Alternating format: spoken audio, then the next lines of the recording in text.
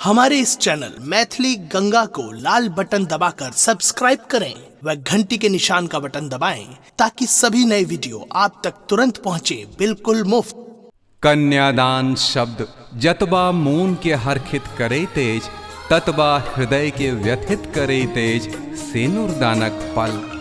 कारण ई पल पिताक मन के व्यथित कऽ दै छै, माताक हृदय के व्यथित कऽ दै छनि जे बेटी हमरा छोड़ि कऽ जा रहल अछि। पर मार्मिक दृश्य रहैत अछि सेनुरदान कालक। सुनल जाय गंगा कैसेट द्वारा प्रस्तुत सेनुरदान।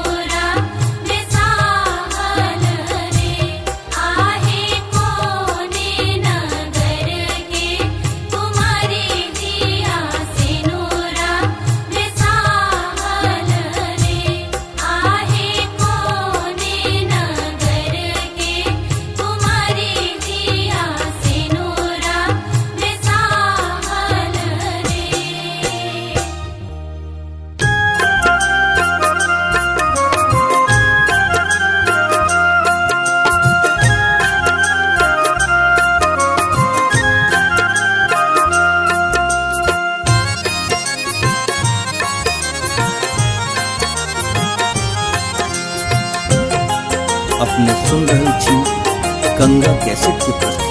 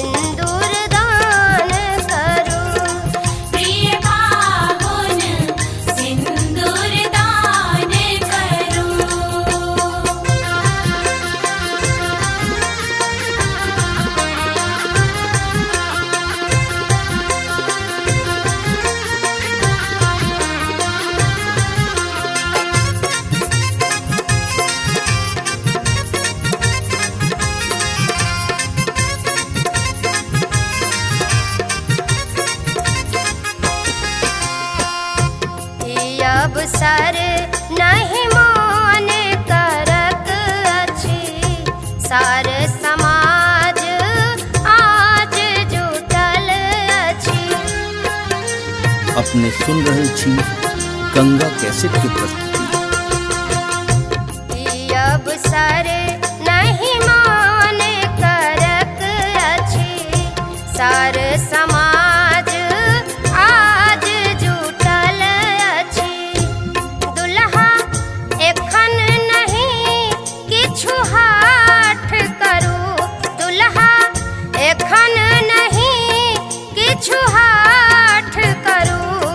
प्रिय पाहुन सिंदूर दान करू, प्रिय पाहुन सिंदूर दान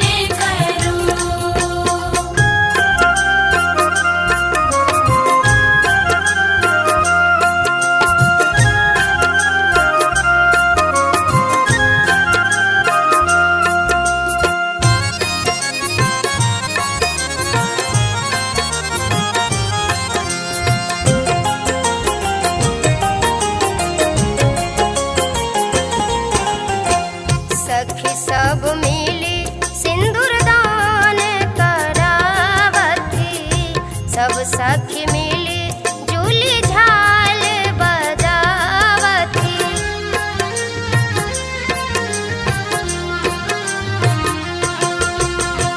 सखी सब मिली सिंदूर दान करावती।